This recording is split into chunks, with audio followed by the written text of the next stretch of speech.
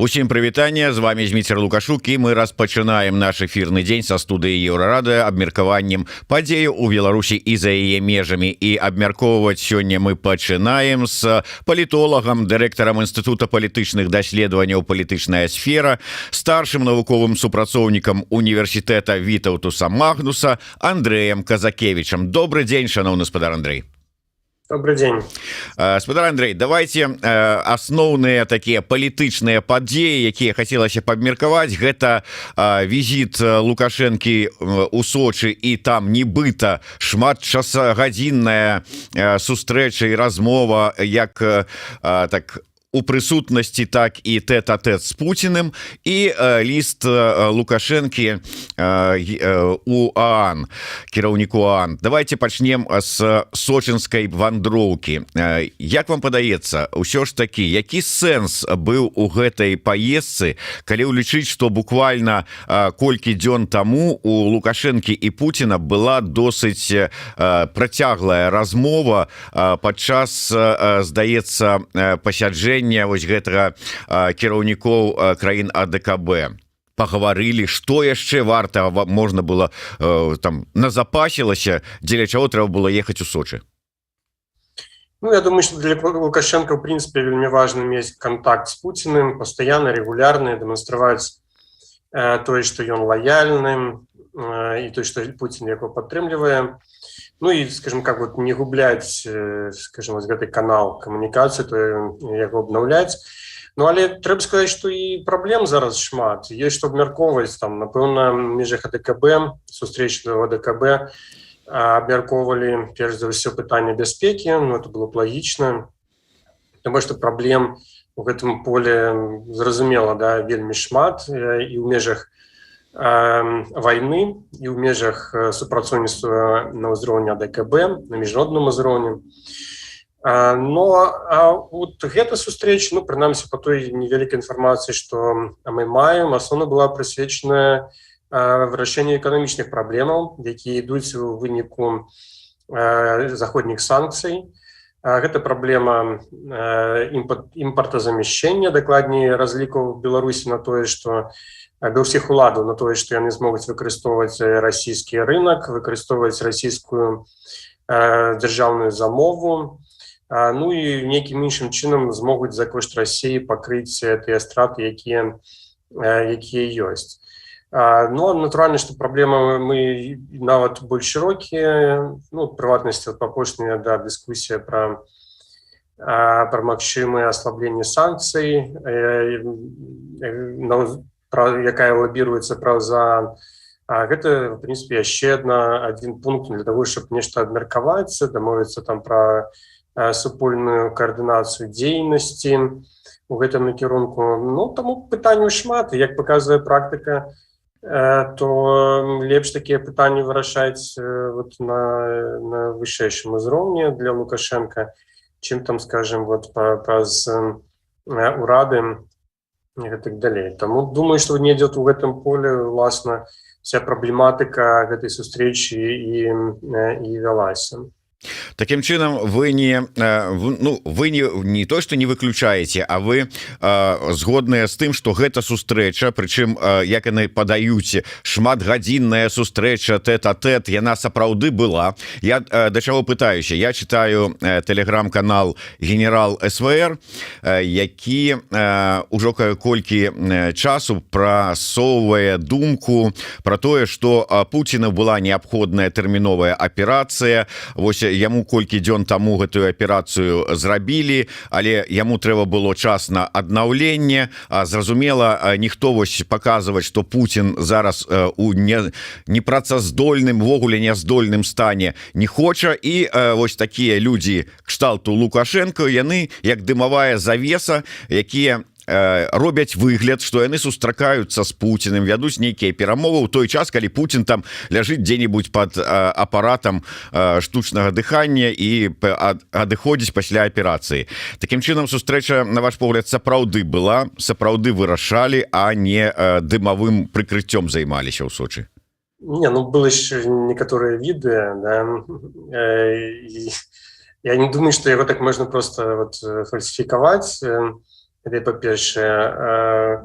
По-другое, ну, мне не падаецца, што вот Лукашенко это чалавек, які даслуговвае такога даверу, каб вот хаваць праблемы Путина. Я думаю, что вот такая утечка могла быть от яго, улічваючы все-таки, ну, мягко кажучи, сумневную лояльность, да, Лукашенко до Путина и многие проблемы в минулым. Ну, мне вельмі была б дзіўна на іх гульня, калі б у такія махінацыі яшчэ Лукашенко включаўся. Але, ну, конечно, я не ведаю ўсёй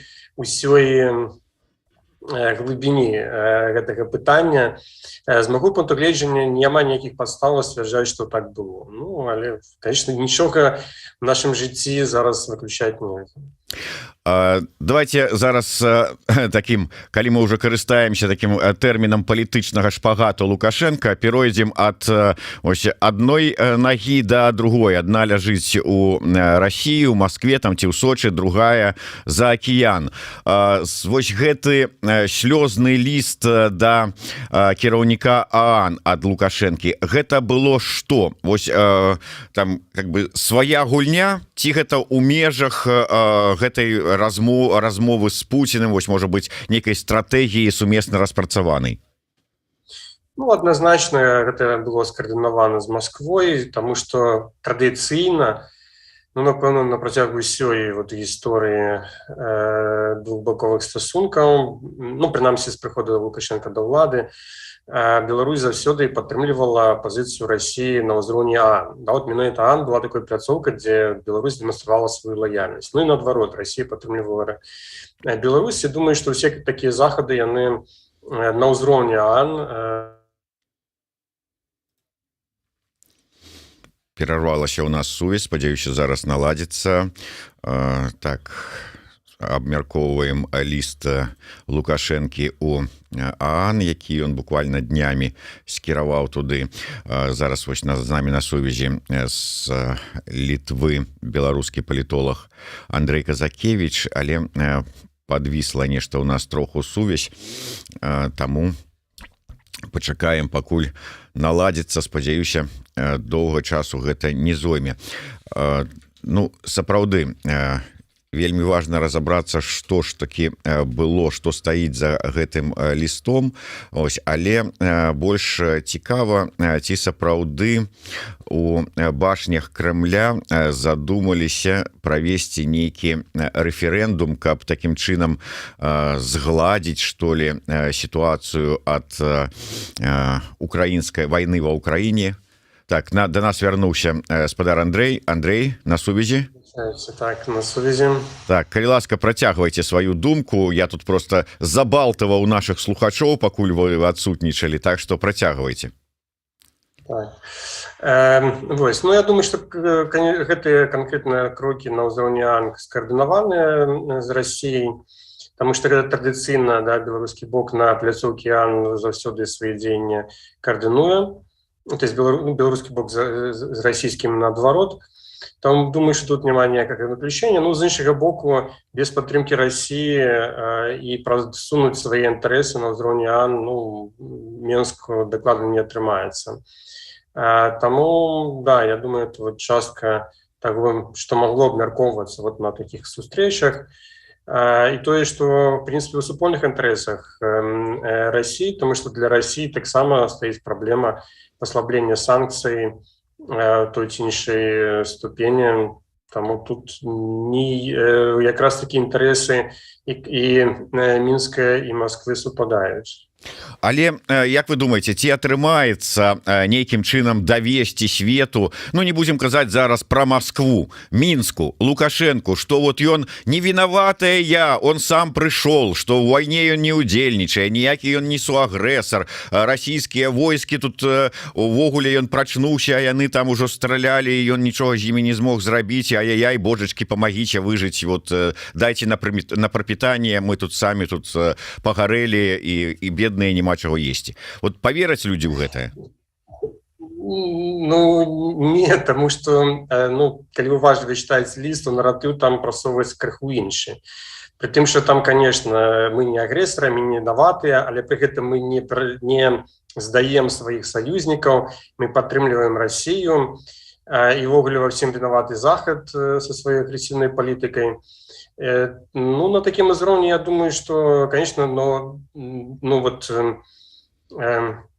зрабіць так, каб у гэты наратыў паверылі, не атрымаецца. Ну, дакладней, можна паглядзець просто на вынікі галасавання у ААН па пытаннях Украіны, каб паглядзець, якія краіны як ставяцца да гэтага пытання. Ну і абсалютная большасць, як вядома, яны галасавалі за резолюцыі, якія асуджалі дзеянні Расіі.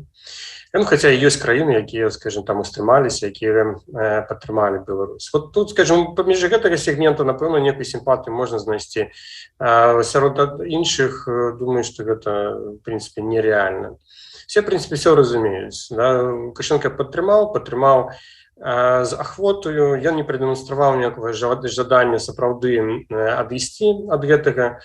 Акрамя прадстаўлення тэрыторыі прадстаўлялася ваенная інфраструктура, грамадзянская інфраструктура, інфармацыйныя прасторы. Ну, в прынцыпе, все дзяржаўныя медыа зараз несуць выключна расійскую прапаганду, у тым ліку і дэзінфармацыю, розныя месседжы дыскрэдытацыі Украіны, Захада. Вот. Ну, на такім фоне я не думаю, што тут можна кагосьці моцна ўпэўніць.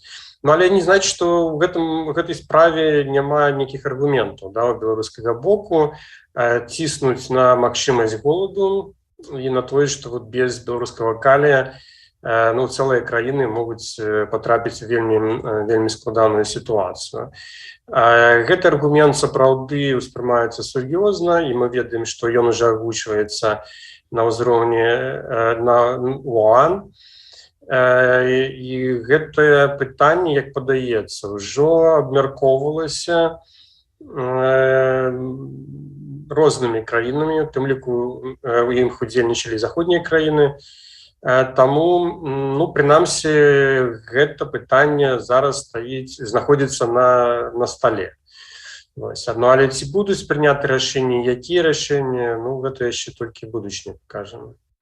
Але сапраўды атрымліваецца, што калі год таму беларускі рэжым і Лукашенко карысталіся мігрантамі як гібриднай такой элементам гібриднай вайны з Захадам, то цяпер яны карыстаюцца як тады мігрантамі, зараз вось менавіта пагрозай голаду. І вінаваты ў гэтым голадзе будзе агрэсіўны Захад, не Расія, якая распачала вайну ва Ўкраіне, не Беларусь, якая аддала сваю тэрыторыю пад расійскія ракеты, а Захад агрэсіўны. Ну, конечно, Захад во всем это виноваты. А еще, когда поглядеть белорусскую пропаганду, то виноваты, что Захад еще мае намер ввогуле покинуть Украину без зерня, вывести всю Европу, строить еще один голодомор, ну и так далее. Ну да, наратыў пасоўваецца такі. Ну, але я не думаю, что это так вельмі сур'ёзна будзе ўспрымацца, і гэта все будзе выводіцца за скобкі, хотя таксама, конечно, гэты наратыў ён уплывае на меркаванне ў некаторых асобных краінах, якія і так маюць кепскія стасункі з Захадам, і гэта укладаецца ў іх разуменне свету. Але калі гэта все вывесці за скобкі, все равно застаецца праблема калія, застаецца праблема коштаў на гэты калій, ну і адпаведна коштаў на будучую прадукцыю сельскай гаспадаркі, а таксама будучы ураджай. Ну і гэта, в прынцыпе, аргумент. І гэты аргумент, які прымушае, прынамсі, яго разглядаць, тым ліку і заходнія краіны. Таму будзем глядзець. Тут, ну, прынамсі, мне сітуацыя не падаецца такой вот адназначнай, таму што, ну, сапраўды, я, зноў жа, не ведаю, наколькі, скажем, там Беларусь гэта ўсё вырашае, таму што не з'яўляюся экспертам канкрэтна ў сельскай гаспадаркі і харчаванні. Вот, ну, але калі будзе вот даказана такая сувязь паміж присутнасцю беларускага калія на сусветным рынку і магчымасцю голода, то это, конечно, можа стаць сур'ёзным аргументам для того, каб, скажем, вот санкцыі паслабіць. Але пры гэтым я не думаю, што это будзе проста зняццё санкцый. Хутчэй за ўсё, будзе прынята нейкае часовае і абмежаванае рашэнне. То есть, можа быць, будзе нейкая квота вызначана, па якой Беларусь зможа прадаваць гэты калій. Можа быць, будзе вызначаны нейкі тэрмін невялікі, па працягу якога могуць быць такія акцыі. Ну і можа быць, будзе разблакаваны транзіт праз Літву, што таксама зараз з'яўляецца вялікай праблемай, да, для беларускай калійнай галіны, таму што адно справа прадаць калій, іншая справа яго даставіць пакупніку. Ну і ў сучаснай сітуацыі з гэтым вялікія праблемы, таму што закрыта Літва, Еўрапейскі Саюз, закрыта Украіна, а праз Расію, там няма неабходных магутнасцяў, каб гэта хутка все перабудаваць. Давайте вернемся за заходняй мяжы з-за акіяна, тым больш ізноўку на беларуска-расійскія абшары і ты інсайды медузы абмяркуем, але перш чым мы да іх падыдзем, я хацеў бы звярнуцца да наших гледачоў. Не забывайтеся подписываться на YouTube канал Еўрарадыё, ставьте свае падабайкі, не таму каб вот показаць, якія мы са спадаром Андрэем прыгожыя і разумныя, а каб прасунуць наш стрым як дамага большай колькасці людзей. Таксама заходзьце на Patreon Еўрарадыё, і там вы зможаце набыць вось такую выдатную кнігу «Беларуская нацыянальная ідэя на маршы». Гэта працяг нашай першай кнігі «Беларуская нацыянальная ідэя», якую буквально некалькі дзён таму, 17 числа, прызналі афіцыйна ўжо і ўнеслі ў адпаведны спіс Мінінфарма, спіс экстрэміскай літаратуры, прызналі экстрэміскай літаратурай разам, дарэчы, у адзін дзень разам з сабакамі Еўропы Альгерда Бахарэвіча. У мяне тут пыталіся: Зміцер, як вы ставіцеся да прызнання вашай кнігі экстрэміскай? Я скажу вам, пачытайце, да прыкладу, што піша Альгерд Бахарэвіч з гэтай нагоды ў сябе ў Фейсбуку. Дык вось у мяне стаўленне фактычна такое ж самае. Мне толькі шкада, што зараз пад небяспекай знаходзяцца людзі, якія маюць у сябе нашу першую кнігу, і тое, што мы зараз не можем даслаць у Беларусь нашу другую кнігу. Вельмі шмат зараз мы рассылаем кніг беларусаў, але па ўсім свеце, пачынаючы ад Польшчы, Літвы і заканчваючы Канадай, США і іншымі краінамі. А ў Беларусь, на жаль, пакуль даслаць не можем. Вось такое стаўленне. Так, вернемся да тэмы.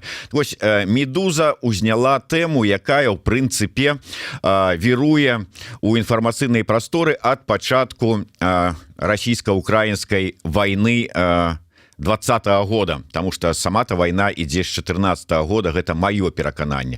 Вось з гэтага, з лютага 20-го года, 22-го года ідзе абмеркаванне, што не атрымалася у Расіі бліцкрыга ва ўкраіне, няма чаго народу расійскаму падаць у якасці перамогі і, маўляў, у якасці вось нейкай такой прыгожай ці смачнай цукеркі кінуць уваходжанне Беларусі ў склад Расіі. Казалі вось пра гэта ўжо некалькі месяцаў. Зараз Медуза выдала інсайт, што, маўляў, у Крамлі сур'ёзна задумваюцца наконт рэферэндума у Беларусі аб уваходжанні нашай краіны ў склад Расіі. Наколькі сур'ёзна вы ставіцеся да вось гэтых інсайдаў, гэтай інфармацыі?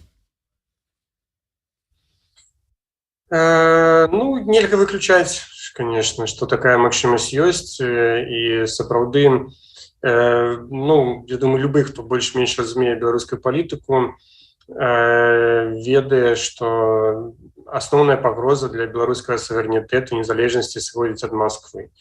І, конечно, вот такі сцэнар, асабліва калі вот мы бачым вельмі слабога Лукашенка, ну, прынамсі, у магчымасці праводзіць нейкую самастойную палітыку знешнюю, вот, то, конечно, такі сцэнар можна паспрабаваць разыграць.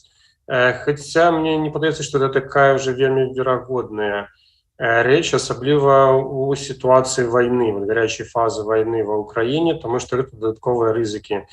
Вот уявім сабе, Беларусь і Расія аб'яднаюцца, значит, што беларусы мусяць ісці ваяваць на Украіну, да? Но як падаецца, што вельмі мала верагодна, што гэта будзе выклікана вызаве нейкі энтузіязм унутры Беларусі. Мы ведаем, што нават прыхільнікі Лукашенко не гаряць жаданнем паміраць за расійскія інтарэсы.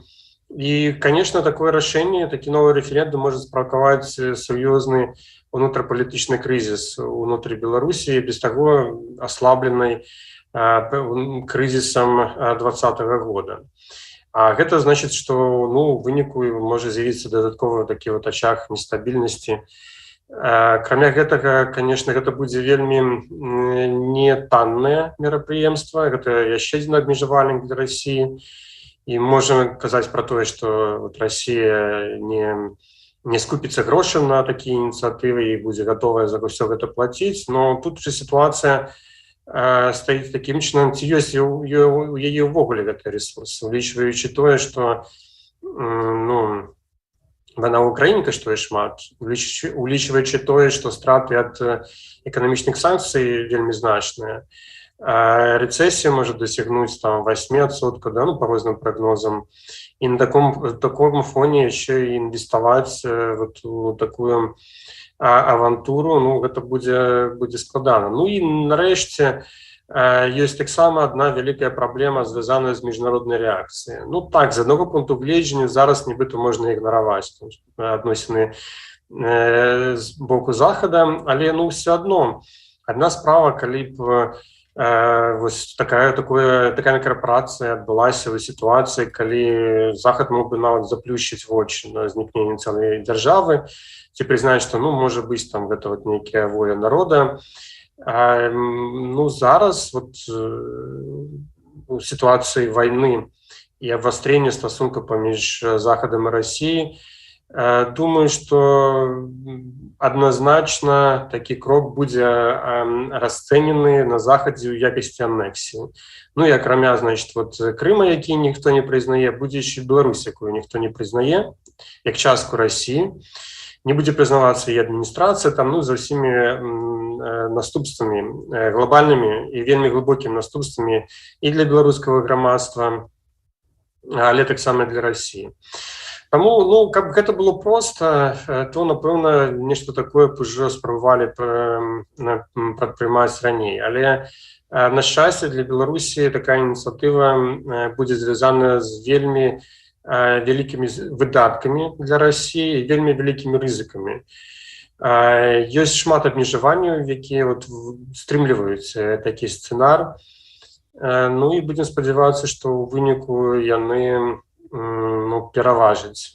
Асабліва, яшчэ раз паўтару, на фоне вайны в Украіне з незразумелым вынікам, конечно, такія крокі гэта вельмі такая небяспечная акцыя. Але ці не больш небяспечна будзе для той жа самай Расіі нічога не даць як перамогу ў вайне. Хай сабе мы тут ваюем ва ўкраіне, а ў якасці перамогі даем вам Беларусь, хоць нешта. А тут што, нічога? Можа, это больш небяспечна нават, чым незадаволенасць Захаду ці яшчэ што-небудзь? Конечно, але я не думаю, што расійскае грамадства, как-то, скажем так, перакрые одно и другим. То есть расійскае грамадства хоча перамогі над Украінай. І яно важліва за гэтым сочыць, каб там была забяспечена перамога. А ўжо Беларусь это асобны трек. Таму, каб перамагчы в вайне, нужно перамагаць в вайне, а далучэнне, ці спроба далучэння, дакладней, нейкай новай тэрыторыі, гэта можа зусім так не спрацаваць так аўтаматычна ў якасці кампенсацыі. Тым больш, што я яшчэ раз падкрэслю, што такое далучэнне можа быць зусім непростым і можа выклікаць сур'ёзнае супраціўленне з боку беларускага грамадства. І таксама такой элегантнай перамогі, пра якую марыў Кремль, у лютым, што тычыцца Украіны, можа не атрымацца. А гэта значыць, што замест вот этой вырашэння праблемы з'явіцца наадварот яшчэ одна вельмі вялікая праблема. Еще раз повторю, я не думаю, что белорусы будут лояльны до такого рода инициативы. Ці будуць яны актыўна супраціўляцца, ну, пытанне адкрытае. Але тое, што гэта будзе новым триггером для того, каб такое супраціўленне пачалося, ці прамое, ці ускоснае, ну, гэта так. Давайте яшчэ, можа быть, звернемся да украінскага накірунку у тым сэнсе, што Лукашенко ў чарговы раз тут пачаў заявы кідаць наконт таго, што Польшча там плануе сабе кавалак Украіны адарваць, і ўсё, што яна зараз робіць, гэта не там нейкая там дапамога Украіне, а далёка ідучыя планы сабе ўрваць. І, дарэчы, вось і пра планы ўрваць кавалак ад Беларусі таксама словы казаліся. Ну, пра антыпольскія настроі Лукашэнкі казалі даўно, але вот калі вось гэтую сітуацыю узяць Украіна-Польшча, нават на фоне некалі вот буквально там полгода, год таму пэўных так непаразуменняў паміж гэтымі двумя краінамі, а зараз такая атрымаецца ў яго пасварыць іх? Да не, ну это глупство. Ну, разумеете, значит, в Украине, да, в Украине ідзе война. Россия не то, что обещает забрать часть территории, она уже забрала эту часть территории, да, Крым, Донецк, Луганск, хочет забрать еще больше территорию. А Александр Лукашенко кажет про то, что у поляков есть некие планы таемные по тым, каб забрать Заходнюю Украину. Ну это про что, да? Тут і яшчэ кажа про тое, што ён там разам з Россией будзе абараняць тэрытарыяльную цэласнасць Украины. Ну это просто, ну я не ведаю, вот, скажем так, мягко кажучи, сцвярджэнне, якое супярэчыць рэальнасці. А што тычыцца ўвогуле гэтага пратэктарата польскага над Заходняй Украінай, то гэта ж, ну, расійскі план. Мы не бачым такіх заяваў у польскай, ну, польскай экспертным асяроддзі альбо сярод польскіх палітыкаў. Мы там можам толькі думаць, што яны там гэта хаваюць. Але мы возьмем шмат каго з мейнстрімавых рускіх аналітыкаў, яны спачатку вайны так і казалі. Ну вот мы там дойдзем на Заходняй Украіны, а там на Заходняй Украіне няхай там будзе нейкі пратэктарат Еўрапейскага Саюза. Ну няхай там вот во Львове сядзіць гэты Зеленскі, да. Вот. Гэты план па расчляненню, ну, в прынцыпе, прасоўваўся і абмяркоўваўся шмат гадоў у самой России. І тут Лукашенко просто, ну, пераказвае вось гэтыя схемы, створаныя, распрацаваныя у межах расійскага імперскага і нацыяналістычнага дыскурсу. А там, дарэчы, вельмі моцная такая ёсць плынь, што вот мы не претендуем на Заходнюю Украину, потому что она николі не выходила в Российскую империю, але вот то, что вот в межах Российской империи было, вот то мы мусим взять под свой контроль. Ну вот, как бы, я думаю, что Лукашенко просто кажа то, что отповедая вот такому мейнстриму, ці такому імперскому расійскому наратыву, ці таму, што ён гэта сапраўды верыць, ці для того, каб просто спадабацца, ну, вот, сваёй мэтавай аўдыторыі на ўсходзе. Вось, дарэчы, апярэдзілі троху пытанне, ўсё ж таки, на каго гэта ўсё разлічана? Наўрад ці на украінцаў, якія атрымліваюць такую дапамогу і падтрымку ад палякаў, наўрад ці на палякаў, таму што просто пакруцяць пальцам у скроні, наўрад ці на беларусаў, якім как бы там вот, ну, ўжо смешна ўсё это чуць. На каго? На расіян атрымліваецца? Ну, я думаю, в Беларуси таксама такие люди есть. Не буду казаць за Украину. Думаю, что, конечно, там у гэта поверить складана, да, калі тебе такая вельмі конкретная краіна, якая захоплівае частку твоей территории, бомбіць твои гарады, яшчэ думаць вот про тое, что и тая краіна, якая тебе дапамагае абараняцца, она таксама хоча нешта забраць, ну, это как бы так, не вельмі актуальна, я думаю.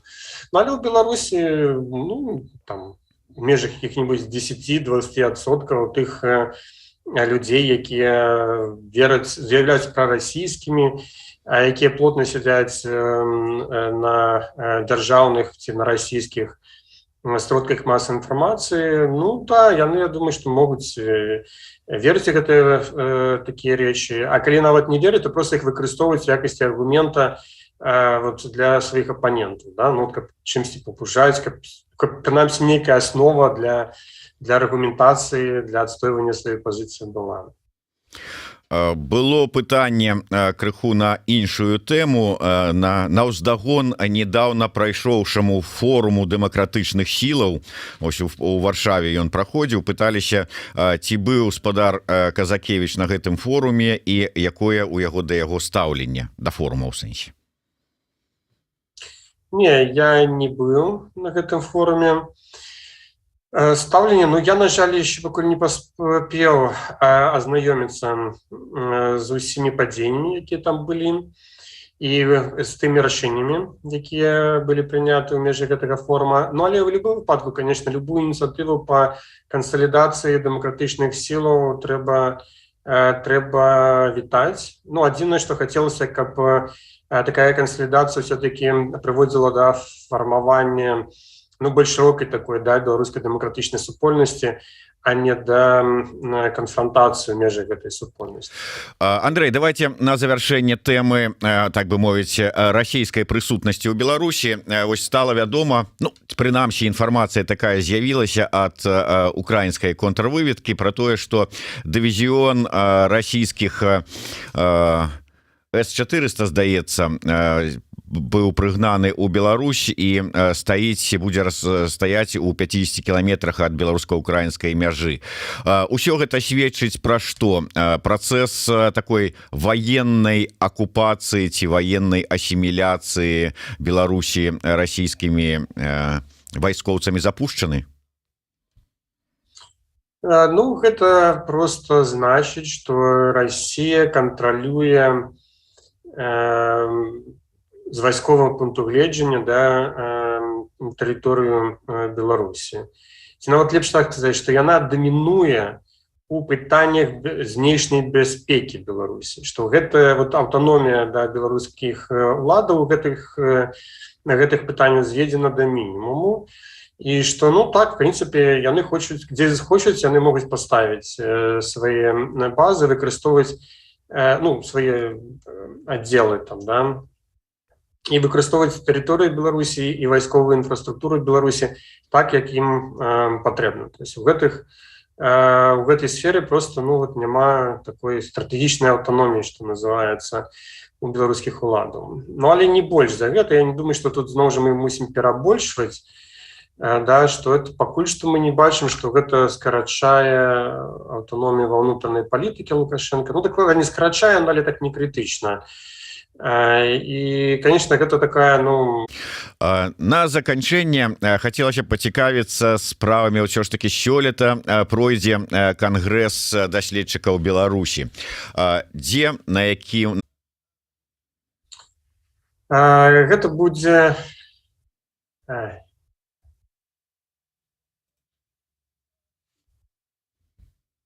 Андрей? Ну вот висит. Не, мы вас чуем уже, давайте говорите. Ну, плануецца у Коўна напрыканцы верасня, пачатку кастрычніка. Юбілейны гэты кангрэс. А зараз? Таксама ёсць. Ой, что-то тут. Юбілейны кангрэс. Ну, натуральна, што асноўная тэма гэта будзе вайна ва ўкраіне. А таксама працяг палітычнага крызісу ўнутры краіны, якім чынам гэта, в прынцыпе, адбіваецца на розных сферах беларускага грамадства. Палітыка, эканоміка, культура, ну і таксама асобныя галіны навукі, якім чынам яны выжываюць, якія выклікі стаяць перад беларускай навукай. А яны, конечно, вельмі значныя, тому што пасля палітычнага крызісу 2020 года адбывалася разбурэнне розных даследчых супольнасцяў у Беларусі, былі панесены значныя страты. Але ў выніку заходніх санкцый гэтыя страты, напэўна, будуць яшчэ больш, тому што многія еўрапейскія і амерыканскія інстытуцыі адмаўляюцца ад супрацоўніцтва з беларускімі дзяржаўнымі інстытуцыямі. Ёсць адмаўленне ад супрацоўніцтва нават з індывідуальнымі даследчыкамі, якія так ці інакш звязаныя з беларускімі уладамі ці з дзяржаўнымі інстытуцыямі. Ну а гэта будзе значыць і вялікі адток кадраў і змяншэнне фінансавання, змяншэнне магчымасці абменьвацца тэхналогіямі. Ну і страты могуць быць такімі, на узнаўленне якіх спатрэбіцца шмат год. Таму, конечно, зараз вялікая колькасць выклікаў, вялікая колькасць праблемаў у беларускай навукі. Вось пра гэта уласна і будзем весці размову. Дзякуй вялікі. Ну што ж, я думаю, што завітаем і на кангрэс даследчыкаў Беларусі. Да, гэта кангрэс даследчыкаў Беларусі, які пройдзе ў Коўне восенню, летам 15-16 ліпеня у Польшчы, у культавым месцы, дзе шмат гадоў праходзіў фестываль музыкі маладой Беларусі Басовішча. Другі раз запар будзе праходзіць фестываль абуджаных тутака. Еўрарадыё з'яўляецца інфапартнёрам гэтага фестываля, і кіраўнікі, арганізатары гэтага фестываля будуць у наступным нашым стрыме праз 20 хвілінаў. А с Андреем Казакевичем мы развітваемся. Яшчэ раз нагадываю, подписывайтеся на YouTube канал Еўрарадыё, подписывайтеся. Андрей, а як называется ваш YouTube канал, дзе вы про гісторыю гаворыце? Гэта Казакевич Палітыка, подраздзел канала Казакевич Палітыка. Так што заходзьце таксама на канал Казакевич Палітыка. Шмат цікавага можна там таксама даведацца. Ну і Патрэон Еўрарадыё. Кніжка «Беларуская нацыянальная ідэя на маршы», пакуль яшчэ не экстрэмісцкая, а таксама вельмі прыкольныя цішоткі розных варыянтаў ёсць там, можна іх здабыць ад дызайнера, які маляваў вокладку для гэтай нашай кнігі. Дзякуй вялікі. Андрей Казакевич, Зміцер Лукашук былі з вами в эфіры. Праз 20 хвілінаў пра фестываль тутака гаворым.